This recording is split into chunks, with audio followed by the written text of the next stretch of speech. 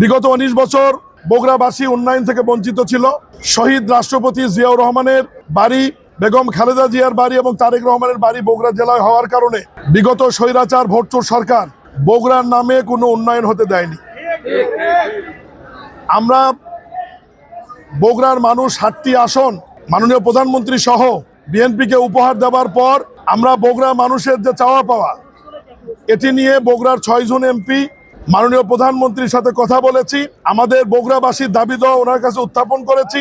উনি বিষয়গুলো বিবেচনায় নিয়েছেন এবং বগুড়া মানুষের যে গুরুত্বপূর্ণ দাবিগুলি এ বিষয়ে বাস্তবায়ন করবার জন্য উনি আলাদাভাবে বগুড়া থেকে আমি প্রতিমন্ত্রী হবার কারণে আমার উপর আলাদা একটি অনুশাসন উনি জারি করেছেন। সেই অনুযায়ী উনি মাননীয় প্রধানমন্ত্রী নির্বাচিত হওয়ার পর 20 এপ্রিল প্রথম বগুড়া যান।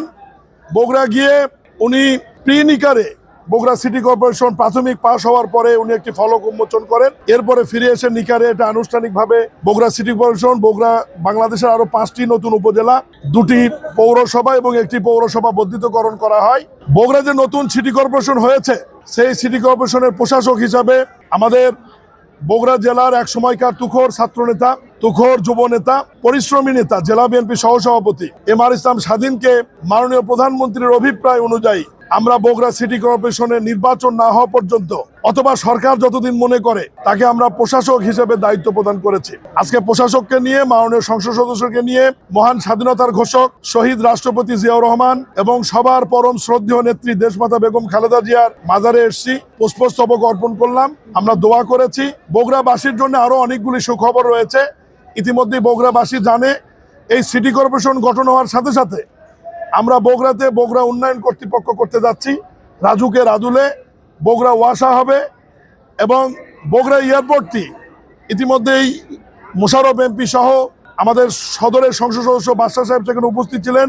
বিমানমন্ত্রী, প্রতিমন্ত্রী, বিমান বাহিনী প্রধান, সিভিল এভিয়েশনের চেয়ারম্যান, আমি সহ মাননীয় প্রধানমন্ত্রী উচ্চ পর্যায়ের একটি টিম বগুড়া পাঠিয়েছিলেন।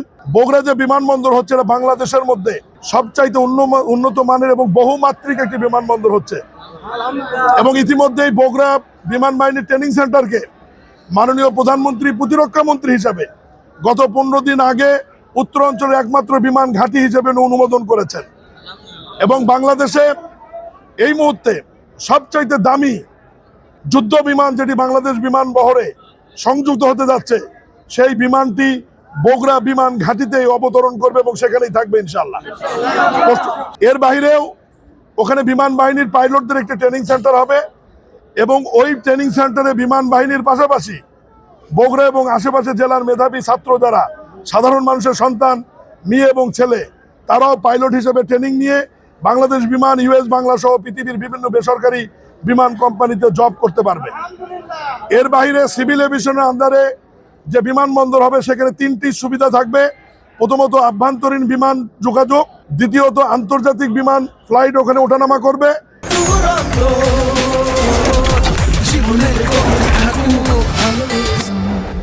তৃতীয়ত কার্গো বিমান ওঠানামা করবে। উত্তরাঞ্চলের আলু, সবজি, লাইটিং ইঞ্জিনের বিভিন্ন দ্রব্য সরাসরি ওই অঞ্চলের মানুষ বগুড়া থেকে পৃথিবীর বিভিন্ন দেশে কার্গো বিমানের মাধ্যমে রপ্তানি করতে পারবে। এই জন্য ওখানে যে জমির প্রয়োজন হবে সেটা অধিগ্রহণ এবং ফিজিবিলিটি স্টাডির কাজ শুরু হয়েছে।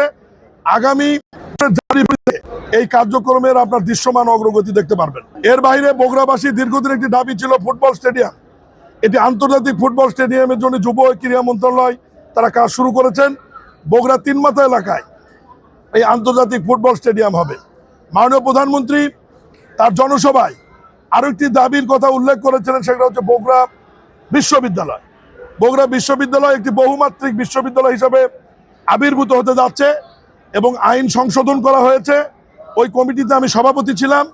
এখন বগুড়া বিশ্ববিদ্যালয়ের নাম হচ্ছে বগুড়া বিশ্ববিদ্যালয় এবং এই বিশ্ববিদ্যালয়ের মধ্যে কৃষি অনুষদ, চিকিৎসা অনুষদ, প্রকৌশল অনুষদ এবং দেশি বিদেশি যারা ডক্টরেট ডিগ্রি করতে আসবেন পিএইচডি করার সুবিধা রেখে আমরা বগুড়া আইনটি পাস করছি।